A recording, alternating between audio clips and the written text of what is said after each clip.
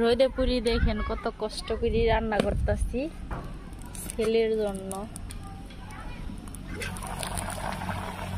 গরুর মাংস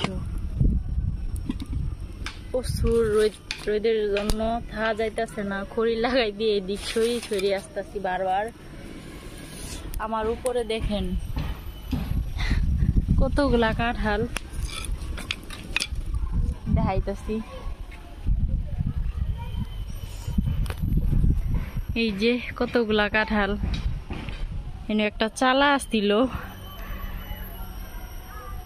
ভাগ্যিস সরছিলাম, কপাল ভালো। একদিন তুফান আইসি একটা ডাল এমনি ভেঙে গেছে গা, তার সাথে আরেকটা ডাল আছিল এই সাইডে। এটাও একদিন মানে আমি আমার শ্বশুর তারপরে আমার ননদ এই জায়গায় বসে আসছিলাম, মানে ওই বাড়ির যাবো গা, এর জন্য আমার শ্বশুর আর আমি উঠে গেছি গে। উঠে যাওয়ার পরপরই মানে একদম চালাটা ভাঙি পড়ে গেছে গা। এরকম অবস্থা হয়েছে, সিমেন্টের টিনা ছিল, মানে কপাল ভালো যে আমি সরছি।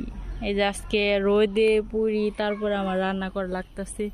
গাছ এই ডালটা একদম হাই লেগেছে, পরে আমার চাচা শ্বশুর ওই দিক দিয়েই করে দিছে যে কাঠুলটি খাওয়ার পরে একদম কাটিয়ে দেওয়া হবো গাছ। কি একটা অবস্থা রোদের মধ্যে রান্না। আর এখন পাগের ঘর আমনের এখানে আর করবো না, যেহেতু গাছ আছে। এখন এই যে জায়গায় উঠাবো আমার এই ঘরের সাথে আর কি অ্যাডজাস্ট করে দিব, মানে হালকা একটু ফাঁকা থাকবে আর কি। দুই লক্ষ্মী বাইর হয়েছে আমার পুকুরে দেখেন। এই যে তামসাটা দেখেন,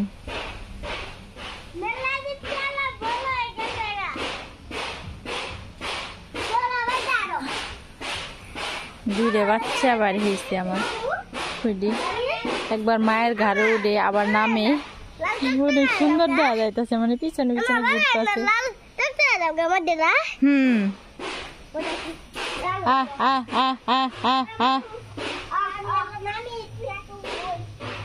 অবস্থা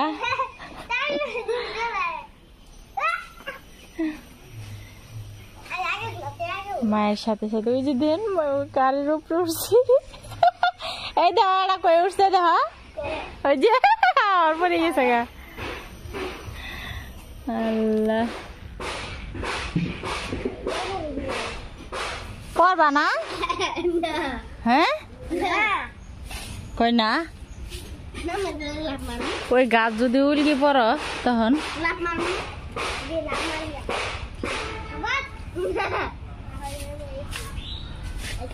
তুমি উঠলা কে? না ছাদের উপরে উঠলে না।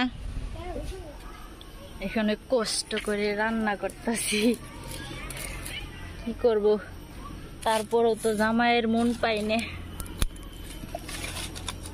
তো রোদে পুরি কষ্ট করি রান্না করি, তারপরেও বলে না যে চালাটা তাড়াতাড়ি উঠায় দে। আমার বইয়ের রান্না করা কষ্ট হয়।